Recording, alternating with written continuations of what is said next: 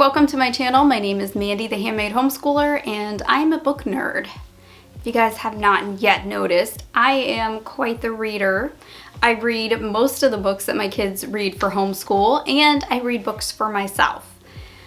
I have always been a big reader ever since I was little. I read quite fast, and now I have even more time to read because I put down my cell phone a couple months ago, and now I have a lot more time in my day. So I got through a stack of books in September. Now I was sick, like really sick, for like 2.5 weeks of September. So I didn't read as much as I normally would just because I was so sick. But I did get some books read, and one I'm still in the process of reading. And honestly, I don't have a whole lot of them to show you, like a physical copy, because they're on my Kindle. So being that they're on my Kindle, it's a little bit more difficult to show you, but I will link the books down below in the description box, and I should have a blog up soon too of my reviews. So I'm gonna start out with my two favorite books that I read. I read them back to back, and it almost felt like one book, but it was two. It was two completely different stories, but they were still connected. So I read When the Day Comes by Gabrielle Meyer. So When the Day Comes is the first book in the series, and then she has a second book in the series too. But I can't really go too far into the second book without you knowing what happened at the end of the first book, so forgive me. But I don't want to give out any spoilers because this is a very popular book series right now. It is called the Timeless series. Now, what makes this book series a little bit different is that it is a split time novel. Both of them are, and that's the whole premise behind these novels. It's about a person, usually centered around a young woman, who is able to have two different lives or multiple lives in a time period. And when she goes to sleep at night, she wakes up in the next timeline of wherever she's at. So in the very first one, our main character, Libby, is going back and forth between two different time periods. So her two time periods are 1774 and 1914, and we really get to see the events that are unfolding around her during these two time periods.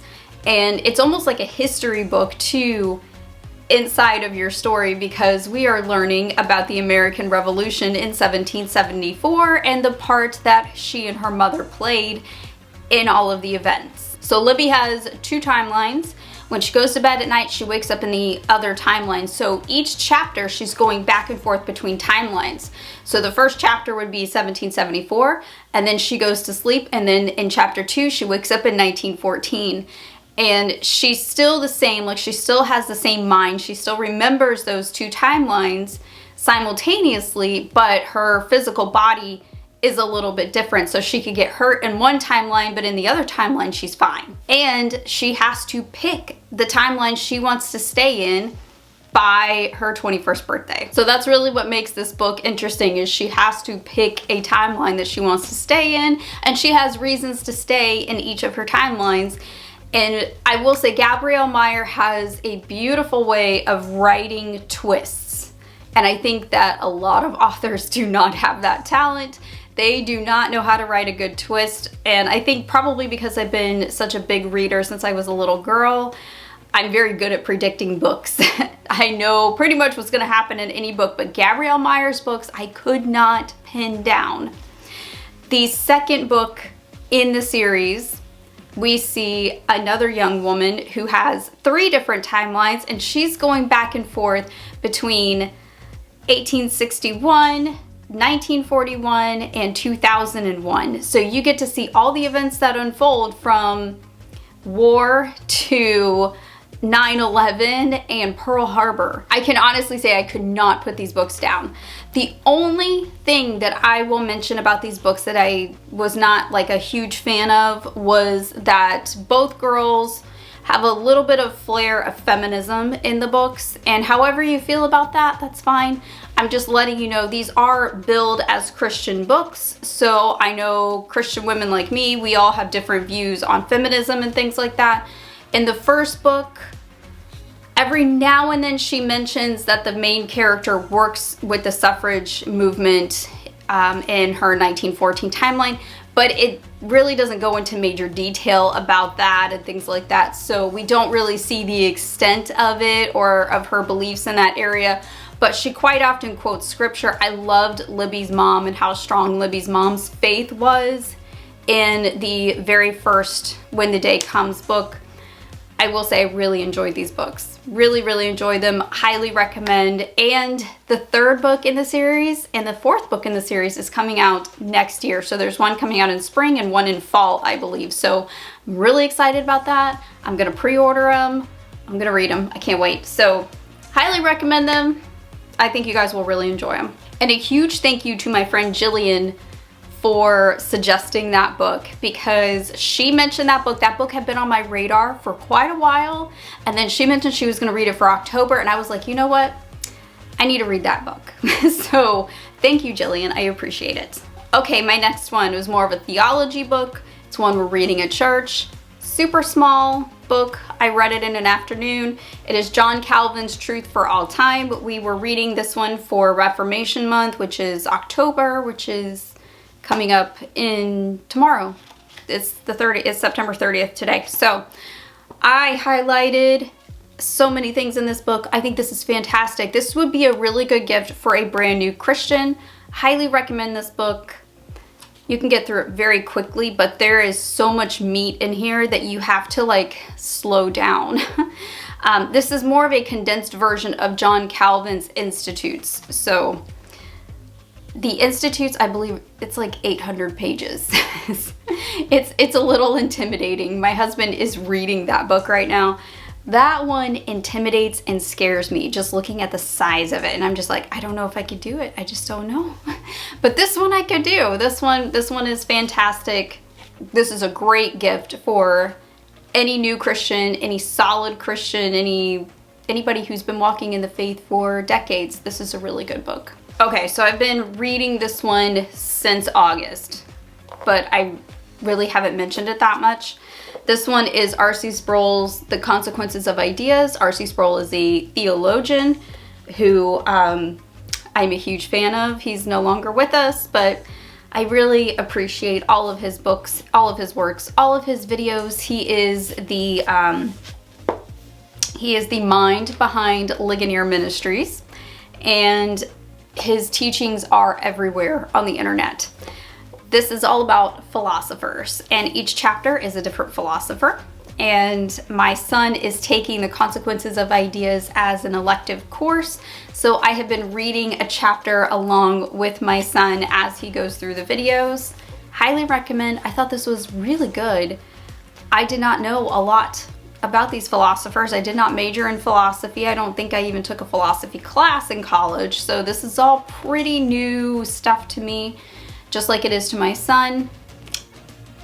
I'm really impressed with the breakdown of everything and how in just a chapter we get like a really good view of each of these philosophers. So this one is a good one to have on your shelf. This one I'm going to finish today.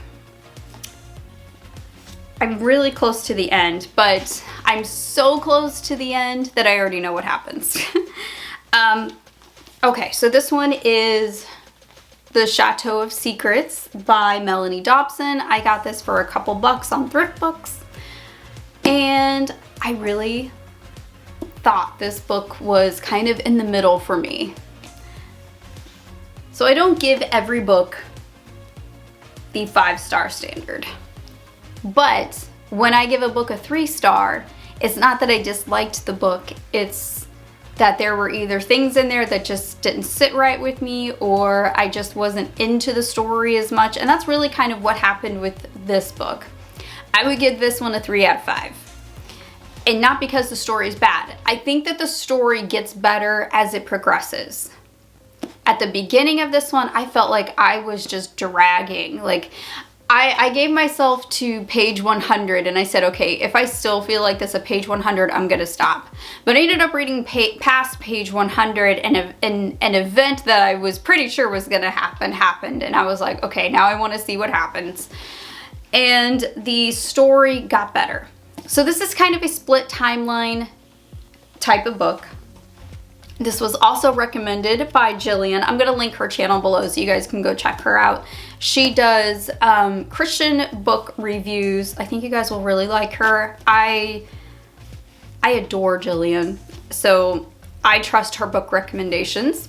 Now, I will say I felt the same way about this book that she did.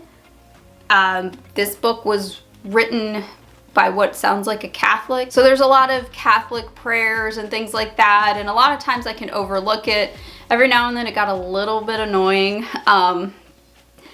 But I will link Jillian's channel. I kind of just second what she said. She did a whole video on this book, and basically the Christian contrast on that, I back up everything she said. Since Jillian already said it, I don't think I could say it better than her, so I'm just gonna link you to her channel. So Chateau of Secrets is about two women. It is a grandmother and granddaughter. They have a split timeline type of thing, but it's not someone traveling back and forth with time travel like our other novels. This one is the timeline of the grandmother and the things that happened to her during World War II, and the updated timeline is the present day with the granddaughter, who is trying to find out everything that's happening and try to find out the secrets of her grandmother and of the chateau and of what happened during the time that the Nazis occupied her grandmother's chateau and the secrets behind her family and their heritage. So it definitely gets better as it goes along. I felt like it was a little bit predictable. Kind of like a Hallmark movie. Like you kind of see it coming a mile away. But it seems like there are a couple little twists at the end which kind of kept it interesting. Not nearly as big of a twist as the other books, I will say, but enough to keep me reading to the end of the book.